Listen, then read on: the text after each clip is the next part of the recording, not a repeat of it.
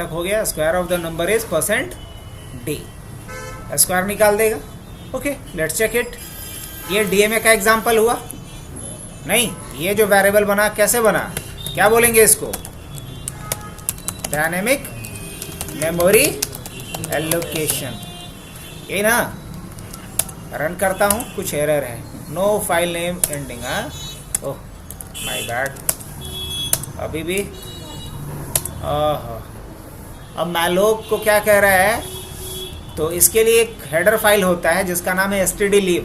Right click करके देखो क्या है, stdlib। और stdlib जो है उस हेडर फाइल को हम यहाँ बुलाए हैं अभी तक, इसलिए क्या एरर आएगा? Function malloc should have a prototype. तो क्या इस प्रॉब्लम को सॉल्व करने के लिए किया जाए? Hash include stdlib.h। अब रन करके देखूं, यस, वन मोर एरर। क्या है? Float p to int pointer. अच्छा, ये इंट लिए हैं, माय बैड। अगर ये इंट लिए हैं तो यहाँ भी क्या लेना पड़ेगा? मैं सही तो एरर दे रहा है। हम लोग यही ना चेक करना चाह रहे थे कि पॉइंटर का एक खासियत क्या होता है कि पॉइंटर जिस टाइप का रहेगा उसी टाइप के दूसरे वेरिएबल का मेमोरी होल्ड कर सकता। ले लिया? मान लो यहाँ 5 डालते हैं। अच्छा, अब स्क्रीन होल्ड नहीं कर रहा है, इसकी वजह से क्या हुआ? अभी रिजल्ट हम लोगों को नहीं शो हो पाया। अब आ रहा है ना, एंटर अ नंबर। 5 डाले, square of number is 25, enter a number 6। क्या आ रहा है? अब ये क्यों हो रहा है पता? स्क्रीन साफ नहीं किए थे, CLRSCR।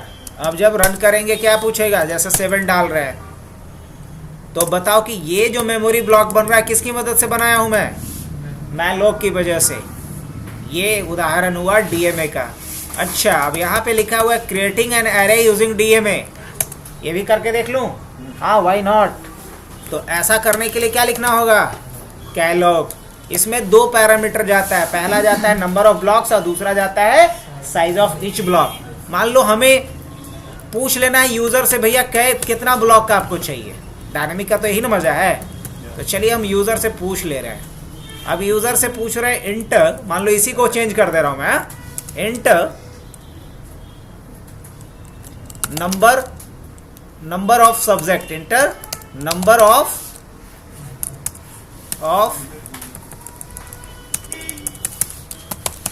Subjects, enter number of subjects. अब यहां मैं नंबर ऑफ सब्जेक्ट किसमें इनपुट लेने वाला हूं? इसके लिए एक वेरिएबल ले लेता हूं n। क्या ले लेता हूं? एक वेरिएबल ले लेता हूं n। तो यहां हम क्या लिखेंगे? Ampersand n। समझ में आ रही बात? अब ये सारी जो लाइन है इसको अभी थोड़ी देर के लिए क्या कर दिया जाए? कमेंट कर देता हूं, इसकी आवश्यकता नहीं रही मुझे अभी। और ये वाली लाइन भी हम क्या कर रहे हैं थोड़ी देर के लिए? बस एक नंबर हम इनपुट ले रहे हैं जिसमें पूछ रहे हैं कितना सब्जेक्ट। अब उतना ही साइज का यहाँ क्या बनाएंगे हम? ब्लॉक। तो हम क्या डाल सकते हैं? हम 5 डाल देंगे तो हमेशा 5 ही ब्लॉक का बनेगा एरे। लेकिन अगर हम n डालेंगे तो कितने ब्लॉक का बनाएगा? हाँ, उसी तरीके से हम क्या पूछ सकते हैं यहाँ से? ये कंप्लीट डायनेमिक बना सकता हूँ अपने प्रोग्राम को। और क्या पूछ सकता हूँ? Enter the size of each block of the array, enter size of each block of the array। और क्या लिखेंगे फिर उसके बाद? scanf %d एम्परसेंड और क्या डालेंगे यहाँ पे? साइज ऑफ ब्लॉक, SB डाल दे रहे हैं। अब SB के लिए मुझे यहाँ क्या करना पड़ेगा? SB के नाम से वेरिएबल बना लेना पड़ेगा। अब उसके बाद हम n के बाद यहाँ पे क्या लिख देंगे? SB। अब लेकिन इसको पॉइंट कौन करेगा? ऑब्वियसली P पॉइंट करेगा, और कौन करेगा? बट इसको फिर क्या करना पड़ेगा? मुझे टाइप कास्ट करना पड़ेगा। तो मान लो हम क्या लिखेंगे? इंट और उसके बाद स्टार। ये टाइप कास्ट कर दिए। हालांकि C लैंग्वेज का प्रोग्राम होता, मतलब .c से सेव करते और टाइप कास्ट नहीं भी करते तो एरर नहीं आता, खाली वार्निंग आता। लेकिन अगर .cpp के नाम से ये फाइल सेव है, मतलब C++ का प्रोग्राम है, तो इसमें टाइप कास्ट करना मैंडेटरी होता है। ये क्या है? ये हुआ DMA, है ना? To create an array, DMA to create an array. अब क्या करना है मुझे? अब मुझे एक लूप चला करके इसमें वैल्यू पुटअप कर देना है और एक टोटल निकाल लेते हैं, उसमें हम टोटल डाल लेंगे। डाल सकते हैं या नहीं डाल सकते? अब मान लो इसी एरे को प्रिंट कर देना है तो हम क्या लिख सकते हैं? फॉर क्या लिखेंगे? इंट आई, ऊपर नहीं डिक्लेयर करके यहाँ कर लेंगे डायरेक्ट। आई का वैल्यू क्या रख लेंगे? 0। और आई इज लेस देन कितना? कहाँ तक जाना है? तो ऑब्वियसली नंबर ऑफ ब्लॉक किस में निकालें? एसबी में ना, एसबी। और फिर क्या करेंगे? आई प्लस प्लस एक लूप चला दो। अब उसके बाद हमें करना क्या है भाई? तो प्रिंट ही तो कर लेना है उसको। तो क्या लिखेंगे? प्रिंटफ मार्क्स ऑफ सब्जेक्ट, और यहाँ पे क्या डाल दीजिएगा? %d is %d। अब पहिल का %d में किससे वैल्यू आएगा? आई से। तो आई खाली लिखेंगे तो अच्छा नहीं लगेगा, 0 आएगा ऐसे, और 1 2 ऐसे करके आएगा। और दूसरा का %d में कहाँ से वैल्यू आएगा? p से। p ही के दौरान इसको एक्सेस कीजिएगा। ये जो एरे बन रहा है उसको कौन एक्सेस करेगा? p। तो क्या लिखेंगे हम? तब लिखेंगे star p plus I, star p plus I. तो ये DMA का दूसरा उदाहरण हुआ। Let's check it. पूछ रहा है इंटर नंबर ऑफ सब्जेक्ट। मान लो हम 3 सब्जेक्ट लेते हैं। अब पूछ रहा है हर सब्जेक्ट का, मान लो 2 बाइट का ले रहे हैं। अब क्या पूछ रहा है? Inter marks of subject 0। कुछ गड़बड़ हुआ है? तेरी, ओ तेरी की, हम ये प्रिंट करवा दिए, माय बैड।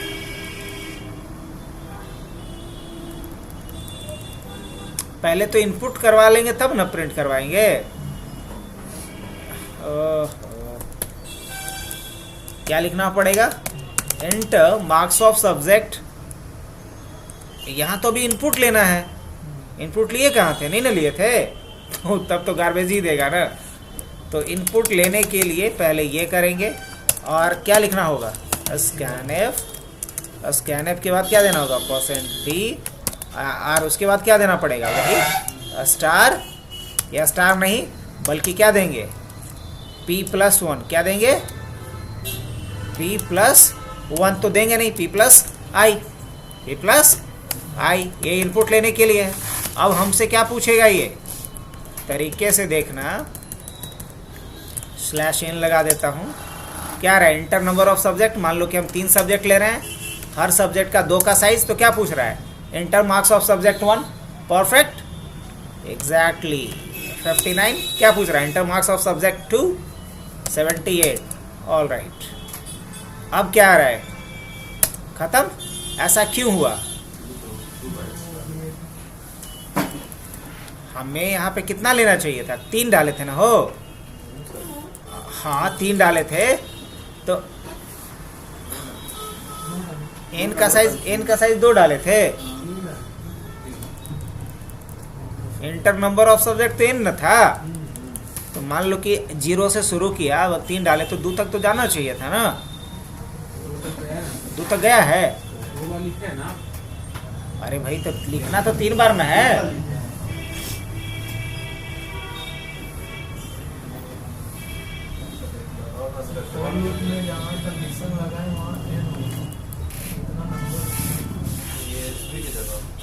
तेरी का, हाँ अभी सही पकड़ा। ये गलती था, यहाँ n होगा, इसीलिए कम टाइम तक गया था। मान लो कि यहाँ पे अगर हम 4 डालेंगे तो अब पूछेगा कितना का? मान लो 2 बाइट का। तो कई बार पूछेगा? ये 11 22 33 44, ये हुई बात। तो यहाँ SB नहीं होगा। कितनी बार ये लूप चलेगा? तो जो यहाँ नंबर ऑफ सब्जेक्ट डाले उतनी बार। चलो परफेक्ट। अब मान लो इसी का हमको वो टोटल निकालना है कि सब सब्जेक्ट में मिला के कितना टोटल हुआ। तो टोटल कितना हुआ ये निकालने के लिए हम क्या डाल दे रहे हैं? टोट इक्वल टू 0। अब करेंगे क्या? ये जब इनपुट हो रहा है ओकरे में क्या कर दें? लिख सकते हैं ना टीओट। हाँ कल आइए अपने ही टाइम पे आप लोग। टोट इक्वल टू टोट प्लस क्या डालेंगे यहाँ पे? टोट इक्वल टू फ्लोट प्लस, अब ब्रैकेट शुरू करेंगे, यहाँ पे क्या डालेंगे स्टार, और उसके बाद क्या करेंगे p प्लस आई। अब लास्ट में हम टोटल को प्रिंट करवा लेते हैं, printf total marks of the student is %d, और किस में है टोटल, टी में, /n रन किए। मान लो इस बार हम डालते हैं 2 ही सब्जेक्ट है सपोज, और हर का 2-2 का साइज है, तो क्या डालेंगे 55 88, क्या आया टोटल मार्क्स, देखो तो सही है। अब फिर से रन करते हैं, इस बार 3 सब्जेक्ट लेते हैं, साइज 2 का लेते हैं, 44 66 और 55, क्या आएगा गेस करो, 165 सही आ रहा है। अब मान लो इस बार रन करते हैं, अब फिर पूछा कितना, इसमें आप लोग अगर समझ पा रहे होगे तो कितना बेहतरीन बना प्रोग्राम, क्योंकि डायनेमिकली रन टाइम पे हम डिसाइड कर रहे हैं कि कितने साइज का एरे बनेगा, है ना। पॉइंट लिए उसमें तो बता दीजिए ना कि डेटा का वो तो सिर्फ साइज निकालने के लिए ना, जो एरे बन रहा है उसका कहाँ बता रहे हैं शुरू में,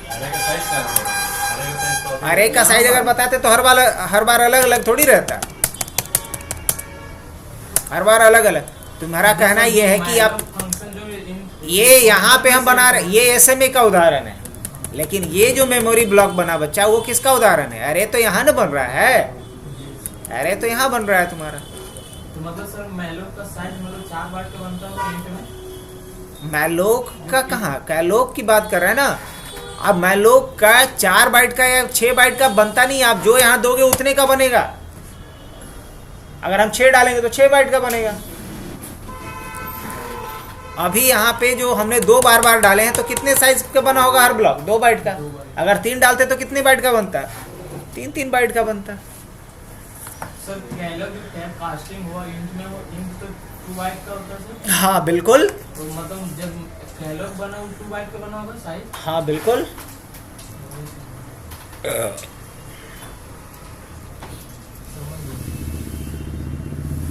तो ये कहानी था डायनेमिक मेमोरी एलोकेशन का।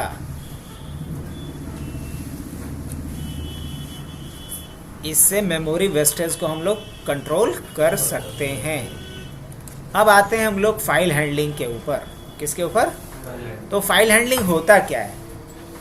सबसे पहली बात कि फाइल हैंडलिंग, ले लो अच्छे से फोटो नीचे कर दें, और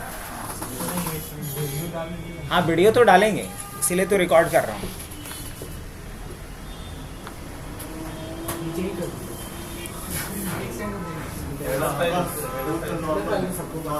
इसमें तो सब कुछ आ जाए।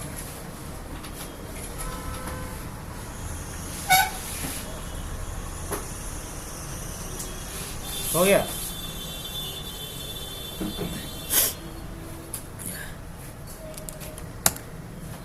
देखो आज हम लोग बात कर रहे हैं फाइल हैंडलिंग की। तो फाइल हैंडलिंग अगर समझना है तो सबसे पहला समझना है कि फाइल क्या होता है। सबसे पहले समझना है फाइल क्या होता है। तो फाइल क्या होता है? चंक ऑफ मेमोरी ब्लॉक, है ना, यूज्ड अ स्पेस फ्रॉम क्या, permanent memory like HDD। Chunk of memory block जो स्पेस कहाँ से एक्वायर करता है? हार्ड डिस्क से। उसी को क्या कहते हैं?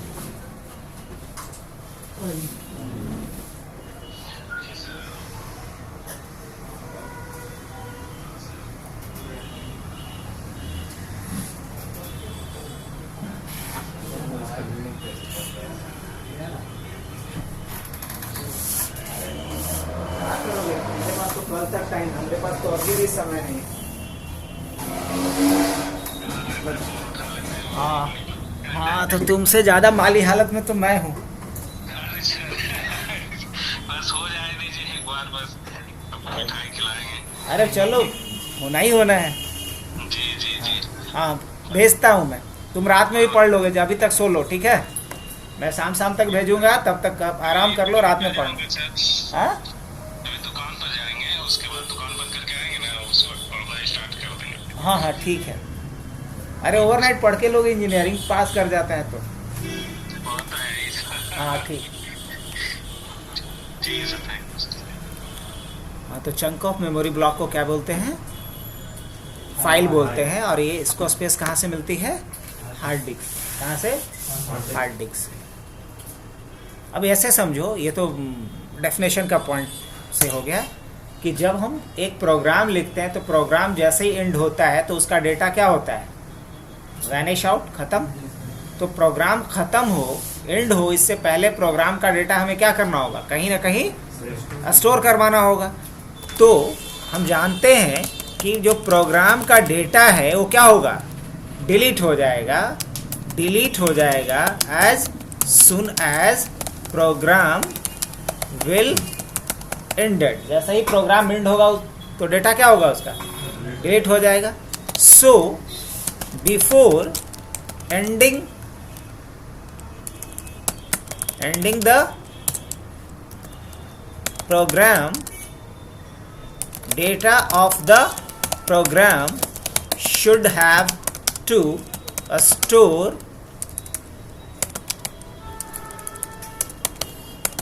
in a file, and such process is called file, and such process is called file handling। समझ में आया? हमने क्या लिखा? जब एक प्रोग्राम लिखते हैं उसमें यूज़र से कुछ इनपुट लेते हैं, प्रोसेस करने के बाद कुछ आउटपुट तैयार होता है, तो प्रोग्राम का जो डेटा है उसका लाइफ साइकिल कब तक है? जब तक प्रोग्राम रन कर रहा है। जैसे ही प्रोग्राम टर्मिनेट करता है तो प्रोग्राम में जो डेटा है वो डेटा भी वैनिश आउट होता है, वो भी फ्लश हो जा रहा है। तो प्रोग्राम को एंड करने से पहले प्रोग्राम के डेटा को हमें कहीं प्रिजर्व कर लेना होगा, सुरक्षित रख लेना होगा। और जहां हम लोग सुरक्षित रखेंगे उसी को क्या कहेंगे? क्या बोलते हैं उसको? और फाइल में डेटा को राइट करने का प्रोसेस, या फाइल से डेटा को रीड करने का प्रोसेस, या फाइल में रखे गए डेटा को अपडेट करने का जो प्रोसेस होता है, इसी को कहते हैं फाइल हैंडलिंग। क्या कहते हैं? File handling. तो अब ना तो क्लियर है कि फाइल क्या होता है, फाइल हैंडलिंग क्या होता है। समझ में आया राधा को भी? जब प्रोग्राम के डेटा को हम परमानेंटली सेव करेंगे जिस मेमोरी लोकेशन में, वो क्या कहलाएगा? फाइल कहलाएगा। अब फाइल पे प्रोग्राम के डेटा को राइट करना या फाइल से डेटा को रीड करके प्रोग्राम में लाना, ये प्रोसेस क्या कहलाता है? फाइल हैंडलिंग कहलाता है। क्या कहलाता है? फाइल हैंडलिंग कहलाता है। तो फाइल हैंडलिंग का एक एग्जांपल किया जाए, ठीक है? चलिए ठीक। अब हम सबसे पहला एक प्रोग्राम लिखना चाह रहे हैं जिसमें कि यूजर से उसका नाम और फोन नंबर इनपुट लें, या यूजर आईडी और पासवर्ड इनपुट लें और उसको एक फाइल में राइट करवा दें। कैसा रहेगा? बढ़िया। ओके, तो इसके लिए सबसे पहले तो बेसिक वही क्या, hash include stdio.h, hash include conio.h, void main clear screen and then get ch this। अब मुझे अगर एक फाइल बनाना है तो क्या इसके लिए लिखेंगे? इसके लिए मुझे एक स्ट्रक्चर का यूज करना पड़ेगा। और क्या है स्ट्रक्चर का नाम? फाइल। अब अगर आपको नहीं पता तो राइट क्लिक कीजिए, ये बताएगा कि फाइल है क्या। तो फाइल एक स्ट्रक्चर है जिसका डेफिनेशन यहाँ पे दिख रहा होगा, टाइप डेफ स्ट्रक्ट है, दिख रहा है। और ये स्ट्रक्चर कहाँ बनाया गया है?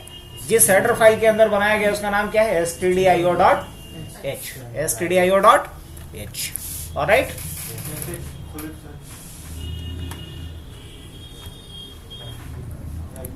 राइट क्लिक करेंगे इस पे तो वो हेडर फाइल दिखलाएगा जिसके अंदर ये स्ट्रक्चर या फंक्शन डिफाइन किया गया है।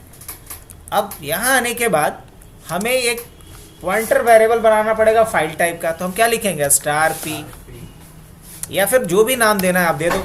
अगर आपको फाइल पॉइंटर देना है तो fp दे दो, जो भी कुछ सृजन देना है तो सृजन दे सकते हो, एज यू विश। अब इसके बाद ऐसा हमने करके क्या किया? फाइल टाइप का एक पॉइंटर वेरिएबल बना दिया। क्या किया? Creating a file type pointer variable, correct? Okay, अब इसके बाद क्या करना है मुझे? इसके बाद एक फाइल क्रिएट करना है। क्या करना है? तो फाइल क्रिएट करने के लिए हम क्या करेंगे? लिखेंगे एक फंक्शन होता है जिसका नाम है एफ ओपन। फंक्शन का नाम क्या है? F open. और ये जो फाइल ओपन होगा उसको पॉइंट कौन करेगा? F P. जो फाइल ओपन होगा उसका एड्रेस किस में असाइन करेंगे हम? फाइल टाइप के पॉइंटर वेरिएबल में। ऑलराइट, अब यहाँ 2 पैरामीटर देना होता है, तो कॉमा से सेपरेट करके 2 पैरामीटर दोगे। पहला पैरामीटर देना होता है name of file, name of file, और दूसरा पैरामीटर देना होता है file opening mode, file opening. अब ये जो फाइल ओपनिंग मोड है वो बताता है ये कि आप करना क्या चाहते हो फाइल पे। फाइल पे अगर राइट करना है डेटा तो आप W लिखोगे, यहाँ पे राइट मोड लिखोगे। फाइल से डेटा पढ़ना है तो R लिखोगे, रीड मोड लिखोगे। और अगर फाइल में कुछ पहले से लिखा है और आपको ऐड करना है तो क्या लिखोगे? अपेंड के लिए A लिखोगे। तो मुख्य रूप से कितना मोड होता है यहाँ पे? फाइल ओपनिंग मोड में या तो आप W लिख सकते हो या R लिख सकते हो या ये लिख सकते हो। तो फिलहाल अभी रिक्वायरमेंट क्या है? रीड का कि राइट का कि अपेंड का? राइट का, क्योंकि हम एक ब्लैंक फाइल बनाना चाह रहे हैं, उसमें कुछ लिखना चाह रहे हैं, तो हम क्या बोलेंगे? Right mode. यहाँ क्या डालना होता है? फाइल का नाम। अब फाइल का नाम क्या डाल दें? फाइल का नाम मान लो कि डाल दे रहा हूं मैं सृजन.txt। फाइल का नाम क्या डाल दे रहे हैं? सृजन.txt। ये क्या है? W क्या क्या उसमें है? राइट ये यहाँ पे इसको बोला जाता है फाइल ओपनिंग मोड। क्या बोलते हैं? मतलब फाइल जब ओपन कर रहे हो तो क्या इंटेंशन है आपका, क्या पर्पस है? W लिखने का मतलब आप राइट करना चाह रहे हो फाइल पे। अगर आप फाइल से डेटा पढ़ना चाहते हो तो क्या लिखेंगे? R लिखेंगे, रीड। और अगर फाइल पे डेटा जोड़ना है, पहले से कुछ है और कुछ जोड़ना है, तो क्या लिखेंगे? ए फॉर क्या होता है? नहीं, अपेंड। अपेंड मतलब ऐड करना, जो जितना डेटा है उसके आगे कुछ ऐड करना, ये अपेंड करना कहलाता है। तो याद रहेगा, W for right, R for read, A for append. तो यहाँ पे क्या लिखे अभी फिलहाल? और ये फाइल का नाम है कौन सा? सृजन.txt। जो लिखा हूं ये क्या है? फाइल का नाम है। txt उसका एक्सटेंशन है, मतलब टेक्स्ट फाइल है वो। चलो बढ़िया। अब ये फाइल तो बन गई, फाइल पे डेटा कुछ लिखना भी है ना, तो यूजर से पहले इनपुट ले लेते हैं। वही बात ना, वहां पर पहुंचाएंगे तो यूजर से इनपुट लेने के लिए कुछ लोकल वेरिएबल बना लेते हैं। क्या बना ले भाई? कैर मान लो कि बना ले रहा हूं आईडी, ये यूजर नेम, और नेम मान लो कि 20 कैरेक्टर का, और पासवर्ड भी ले लेता हूं 20 कैरेक्टर का। चलेगा? दौड़ेगा। अब यहां क्या करूं मैं? इनपुट ले लूं ना, तो क्या लिखना पड़ेगा? printf inter user name, inter user name. और क्या लिखना होगा यहाँ? scanf %s ampersand what name। उसी तरीके से क्या लिखेंगे? printf inter password, inter password. scanf क्या लिखेंगे यहाँ पे? %s, और एम्परसेंड क्या लिखेंगे यहाँ पे? वर्ड। हो गया इनपुट लेने का काम। चलो अब यही डेटा कहाँ राइट कर देना है? अगर स्क्रीन पे प्रिंट करना होता था तो क्या लिखते थे बच्चा, ही बताओ। अगर स्क्रीन पे प्रिंट करना होता यही नेम को तो क्या लिखते हैं हम? printf, और क्या लिखते हैं? %s, और उसके बाद क्या देते? नेम। यही ना लिखते? करके दिखा देते हैं अगर नहीं भी अभी यकीन तो। उसी तरीके से फिर क्या लिखते? printf, और क्या लिखते? %s, फिर क्या लिखते? पासवर्ड। तो इसके नीचे पासवर्ड प्रिंट कर देगा। हाँ, अब लाइन चेंज करने वाली जहां तक बात है तो /n लगा देता हूं मैं दोनों में। पहले यूजर ने मैंने क्या डाला? सृजन। पासवर्ड क्या डाला? abc@123। देखो स्क्रीन पे दोनों बात प्रिंट हुआ, लेकिन मैं चाहता हूं कि स्क्रीन पे नहीं प्रिंट हो, एक फाइल में ये सेव हो जाए। तो फाइल में सेव करने के लिए printf के जगह पे printf लिखने का मतलब है कि स्क्रीन पे प्रिंट कर दो। फाइल में प्रिंट करने के लिए एक फंक्शन बना है जिसका नाम है fprintf। क्या है? अब यहां पे हमें एक एक्स्ट्रा पैरामीटर देना पड़ेगा और उस एक्स्ट्रा पैरामीटर को बोलते हैं फाइल पॉइंटर। मतलब वो पॉइंटर जो फाइल को पॉइंट कर रहा है। तो हमारा फाइल पॉइंटर क्या है? fp। उसी तरीके से यहां पे क्या लिखेंगे? फिर लिखेंगे fp और दैट्स इट। सर F इधर भी तो करेंगे।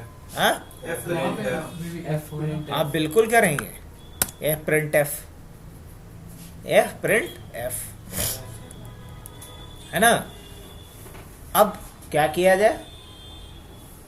अब इतना करने के बाद हम चाहें तो इसको क्लोज करेंगे, फाइल को क्या करेंगे? तो fp डॉट क्या लिखना पड़ेगा? क्लोज। क्लोज क्या होता है? एक मेथड होता है जो फाइल को क्या करता है? क्लोज करता है। अब रन करें। एक एरर है, कहां पे? ओह, f क्लोज। और किसको क्लोज कर दो? fp को। फाइल क्लोज करने के लिए f क्लोज मेथड होता है। अब पूछ रहा है इंटर यूजर नेम। मान लो यूजर नेम क्या डालते हैं? अभी आप पासवर्ड क्या डाल देते हैं? abc@54321। एंटर करें। स्क्रीन पे कुछ आया? नहीं आया। ये कहाँ चला गया होगा? चलो खोजते हैं। ये चला गया होगा सी ड्राइव के अंदर। कहाँ गया होगा? सी ड्राइव के अंदर। ये इसमें कहाँ आया होगा? ये टर्बो सी के अंदर। कहीं दिखेगा तो बताना। इसमें कहाँ गया होगा? डिस्क के अंदर। इसमें कहाँ गया होगा? इसमें कहाँ गया होगा? बिन के अंदर। अब यहाँ खोज लेता हूँ मैं। फाइल का नाम क्या रखा था हमने? सृजन। देखो यही फाइल था ना? खोल के देखूं? क्या बात है, यही था डेटा। समझ में आया कि नहीं आया? पक्का? चलिए ठीक है। अब अगर दोबारा मैं इसी को रन करता हूं तो क्या होगा बच्चा? चलो ध्यान से देखना। लो ध्यान से, क्या देखेगा? कुछ गलती हो गई। अच्छा, एक्स्ट्रा लग गया इसमें ही। अब एंटर। अब फिर से पूछ रहा है यूजर नेम। यूजर नेम क्या डाल देते इस बार? पासवर्ड क्या डाल दे रहे हैं? आदि@123। अब ये कहाँ आ गया होगा? ये कंटेंट आ गया होगा कहाँ? इस यहाँ आकर के देखो, चेंज हो चुका है। हाँ कि ना?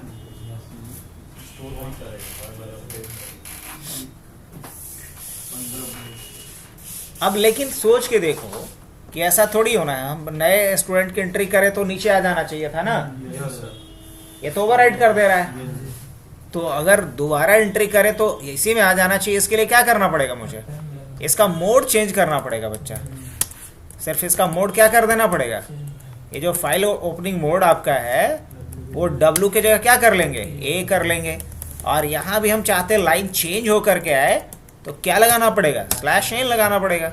Okay, let me check. फिर से रन करें। जैसे आदित्य का बहुत क्लोज है दोस्त यहाँ पे आशुतोष, है ना?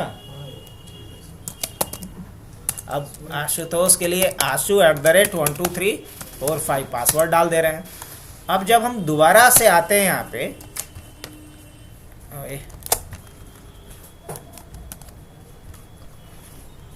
तो यहाँ दोनों की एंट्री आनी चाहिए, आदित्य का भी। और क्या सही आ गया? तो अपेंड मोड का मतलब समझ में आया कि नहीं आया? पक्का? अब अगर एक बार फिर रन करेंगे तो नई एंट्री लेगा। फिर वो एंट्री भी कहाँ सेव करेगा? इसी फाइल के अंदर सेव करेगा। हाँ कि ना? बोलेंगे हाँ बिल्कुल। अच्छा, अब इससे फटाफट पढ़ करके प्रिंट करवा लें तो रीडिंग ऑपरेशन भी हो जाएगा, कल प्रोजेक्ट कर लिया जाएगा। चल ठीक है। तो रीड करने के लिए क्या लिखना पड़ेगा बच्चा? R लिखना पड़ेगा आपको। R लिखना होगा। इसको थोड़ा बड़ा भी कर लेता हूं मैं। करेक्ट चलेगा? हाँ बिल्कुल। अब यहाँ जो इनपुट लेने वाला काम कर रहा था, कोई सेंस बनता है क्या? नहीं, ये अभी नहीं, कोई सेंस नहीं बनता है। तो इसे मैं हटा देता हूं। अब मुझे क्या करना है? यहाँ करना ये है कि जब हमें पढ़ना होगा तो पढ़ने के लिए क्या होता है? स्कैनफ। यूजर से रन टाइम पे इनपुट लेने के लिए क्या करते हैं? scanf। फाइल से इनपुट लेने के लिए क्या करेंगे? f scanf। बहुत बढ़िया, f scanf। अब किस फाइल से उठाना है मुझे? fp से उठाना है। और किस तरह का डेटा उठाना है? स्ट्रिंग ही ना। और उठा करके कहाँ रखना है? तो मान लो नेम के अंदर रख दो। किस में रख दो? नेम के अंदर रख लो। तो यही ना लिखते हैं। नॉर्मल स्कैनएफ में क्या करते हैं? नॉर्मल स्कैनएफ में यहाँ फॉर्मेट स्पेसिफायर डालते हैं और एड्रेस डालते हैं। एक्स्ट्रा इसमें क्या डाल रहे हैं हम लोग, है ना? आगे बढ़े। Yes sir. अब उसी तरीके से फिर यहाँ पे हमने लगा दिया, इसको पासवर्ड में डाल दे रहा हूँ। डाल दूँ। अब मान लो इसी को प्रिंट कर लेते हैं। क्या करते हैं?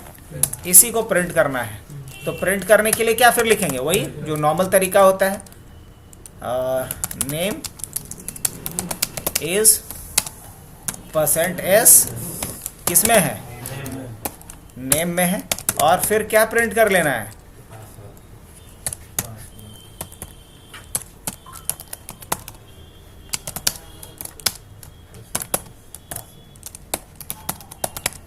ये हमारा लोकल वेरिएबल है दोनों ना, नेम और पासवर्ड, जो ऊपर मैंने यहाँ पे डिक्लेयर किया है। Yes sir. और इस लोकल वेरिएबल में कहाँ से डेटा उठा करके लाएगा? फाइल से, सृजन वाले फाइल से। करेक्ट? यस। चेक किया जाए। Okay, let me check. क्या बात है। अब बोलो कि आदित्य का आया, आशुतोष का नहीं आया।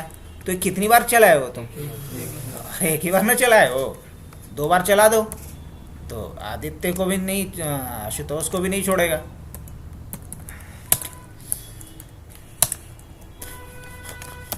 अब दोबारा रन करके देखें। हाँ, चलो तो आज के लिए इतना ही रखते हैं। अब बाकी चीज़ें कल इस पे प्रोजेक्ट करेंगे हम लोग। कल एक पूरा लॉगिन सिस्टम का प्रोग्राम करने वाले हैं इसमें, यस सर। है ना? बताए थे ना? फिर से करेंगे। सेम रहेगा तो लॉगिन करने देगा। हाँ, नहीं तो नहीं करने देगा।